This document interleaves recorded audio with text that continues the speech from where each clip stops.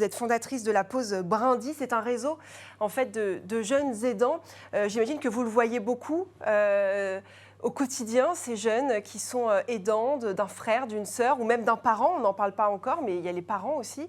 Quel impact réellement négatif au quotidien, peut-être sur la scolarité? On l'a vu avec Rose qui n'invite pas de camarades à la maison. Oui, c'est vrai que Rose fait partie de ce qu'on appelle, c'est pas très joli, mais les co-aidants, c'est-à-dire Ouais. des jeunes qui sont aidants avec d'autres aidants dans la famille, là en l'occurrence ses parents. Mais on a aussi des jeunes qui sont aidants principaux, et notamment dans les familles monoparentales où voilà, les plus âgés vont être fortement mis à contribution. Et là, les effets sont aussi divers que les situations.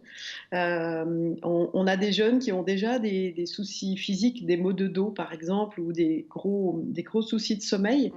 Mm. Il y a beaucoup de colère, beaucoup d'angoisse, un fort sentiment de peur aussi qui s'installe, la peur de l'avenir, la peur pour le proche. Bien sûr. Quand il s'agit d'une maladie, c'est très différent bien sûr par rapport au handicap, mais la peur de ne pas pouvoir construire sa vie ou la peur de perdre quelqu'un.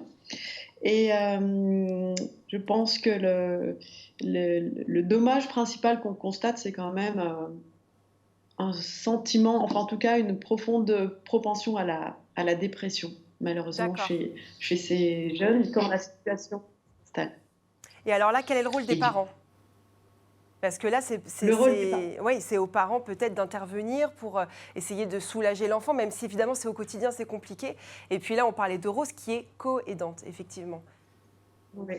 Alors ce qui est extra en fait dans la situation de Rose et de Marie, ben, c'est que Marie a fait, comme beaucoup de parents, en fait, voit la difficulté de sa fille et la prend en compte et en considération. Et je pense que c'est la première chose à faire, Mhm.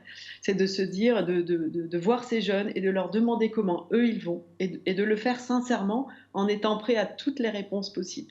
Voilà, on a beaucoup de parents qui étant aidants et déjà dans la difficulté, n'osent pas poser cette question à leurs autres enfants, mais je pense que c'est essentiel.